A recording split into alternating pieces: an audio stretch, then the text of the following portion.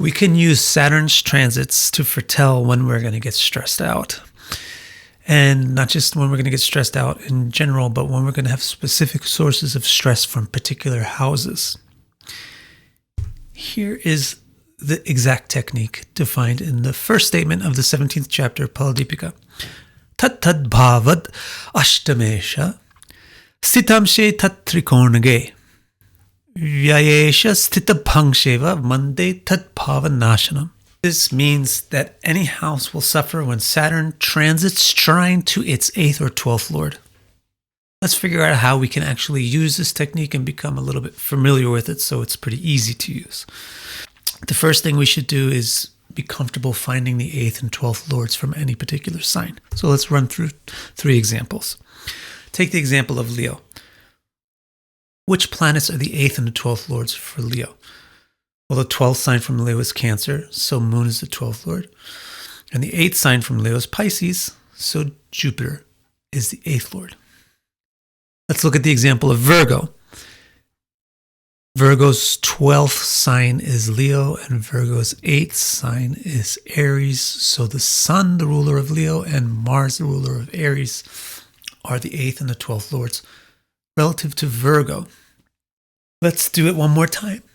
For Libra, the 12th sign from Libra is Virgo, and the 8th sign from Libra is Taurus. That means the owner of Virgo, Mercury, and the owner of Taurus, Venus, are the 8th and the 12th lords for Libra. Now that we know how to spot the 8th and the 12th lords, let's get used to using the rest of the technique. Let's stick with Libra for a second and take these 8th and 12th lords, Venus and Mercury, and put them somewhere and use this as an example chart. So let's say Venus and Mercury are in Aries while Leo is rising. The technique is, once again, that any house will suffer when Saturn transits to its 8th or its 12th lord. So there's the 8th or 12th lord for the third house, Venus and Mercury. So when Saturn is trying to Venus and Mercury, the third house should suffer. Saturn will be trying to this Venus and Mercury whenever it's in any fire sign. So what we can say is, in this chart, Libra, which is the third house, will suffer when Saturn is transiting a fire sign. Let's try this out again on a different example. Let's use the Virgo example. Virgo's 12th lord is the Sun, and the 8th lord is Mars. So let's put those 2 planets somewhere. Put Mars in Gemini and Sun in Pisces for the sake of an example, and keep Leo rising. The technique is that this house, Virgo, will suffer when its 8th and 12th lords are trined by Saturn, so draw the trines from these planets. So that means that in this chart, Virgo, the second house, will suffer whatever Saturn is transiting an air or a water sign. So that sort of sounds worse because now there's 6 signs that are going to be troubling for Saturn's transit. But this is an interesting point. If the 8th and the 12th lords are not trying to each other, as in the case with this previous example, then Saturn cannot trine both of them at the same time. It can only trine one at a time. But in the first example we looked at, when the 8th and the 12th lords were conjoined, Saturn could trine both of them at the same time. And that's actually worse, because that indicates double the effect.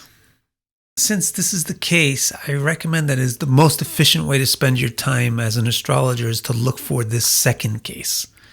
To look for the cases where planets in the natal chart are trined to each other, because then they can be both trined by Saturn and other planets in transit at the same time, which gives more effect.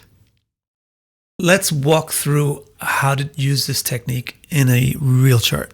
Here's an actual chart to use for an example, and I'll show you the 3 steps of how to use this technique. So step 1, look at the natal chart and find the trines that are in it. For example, this chart has Moon and Jupiter in Aries.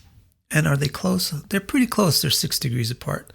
So they're kind of close enough. Also look down in Virgo and see the Sun and Venus are quite close together. They're only 3 degrees apart.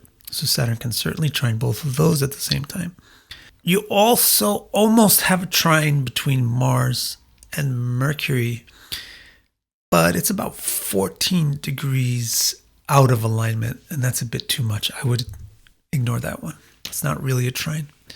So really, in this particular example chart, there's two planetary pairs that we want to keep our eye on: Venus and the Sun, and Jupiter and the Moon. And now that we've identified this much, we're done with step 1. Now we can proceed to step 2, which is to ask, do these pairs of planets own signs that are trine to each other? For Venus and the Sun, do they own signs that are trine to each other? Well, the easiest way to do this is by elements. The Sun only owns Leo, and Leo is a fire sign. So if Venus doesn't own a fire sign, it can't own a sign that's trine to Leo. And in fact, Venus doesn't. Now let's go on and ask the same question to the Jupiter and Moon pair. Do they own signs which are trine to each other? The Moon owns Cancer, which is a water sign. And does Jupiter own a water sign? It does. It owns Pisces. So now we go to part 2 of the question, which is, okay, Cancer and Pisces are the 12th and 8th houses for which sign? Well, they're the 12th and 8th lords for Leo, which in this chart is the 2nd house. So now we've narrowed it down to one key conjunction that we want to watch the transits to.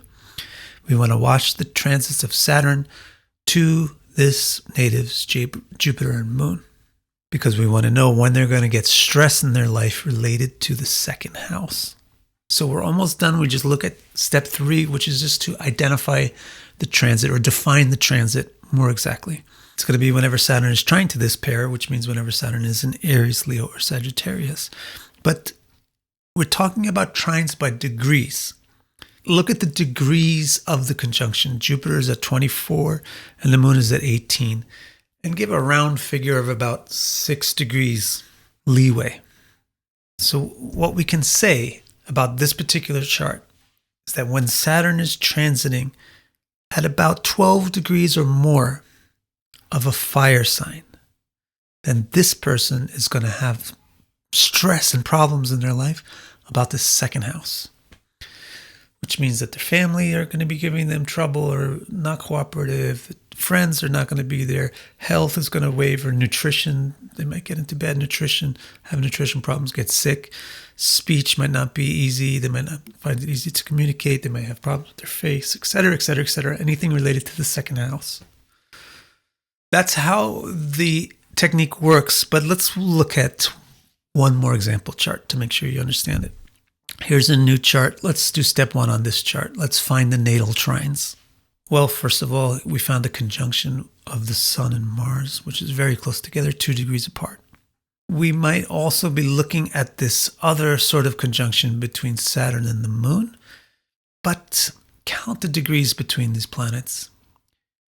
It's 9 degrees from Saturn to the edge of Gemini, and then another 5 degrees from there to the Moon. So it's 14 degrees separating Saturn and the Moon. So that's a bit too far apart. So we can ignore that one. Another thing we might look at is Jupiter in Libra seems to be trine to the Moon in Gemini because they're both air signs. But actually the Moon is at the beginning of Gemini and Jupiter is very close to the end of Libra. So there's actually a whole 23 degrees out of alignment from the trine. So this one again is not going to be on our watch list. There's one more trine in this chart though. It's Saturn and Venus, both in Earth signs, Saturn in Taurus, Venus in Virgo. And the degrees here are quite close. There's about 4 degrees. So we identified 2 trines in this chart. One of them is Saturn plus Venus, and the other one is Mars plus Sun.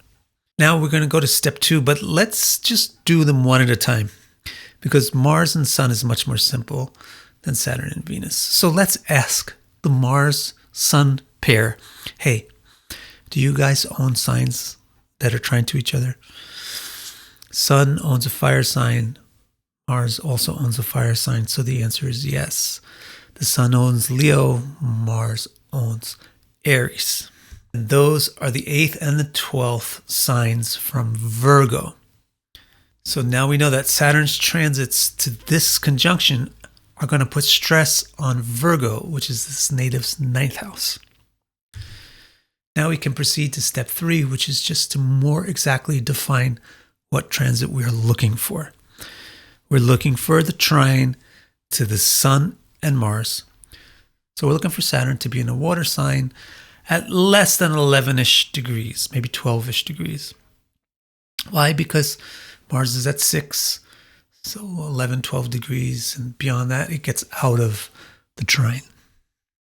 So our statement for this chart can be when Saturn transits up to 11 degrees in water signs, this person will have ninth house problems.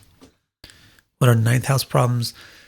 It's not easy to finish anything successfully. It's not easy to get recognition for anything. It's not easy to win or get success. Additionally, you can have problems with teachers and authority structures and figures like religions and laws and stuff like that. Now, in step 1, we previously identified another pair that we're trying. It's Saturn and Venus. Both of them own Earth and air signs. Venus owns Libra and Saturn owns Aquarius. They both have an air sign. And so this means that Saturn's trines to these planets are going to affect Pisces, which is this native's third house. But Venus also owns an earth sign and Saturn also owns an earth sign. Saturn has Capricorn and Venus has Taurus. And those are the 8th and 12th houses for Gemini.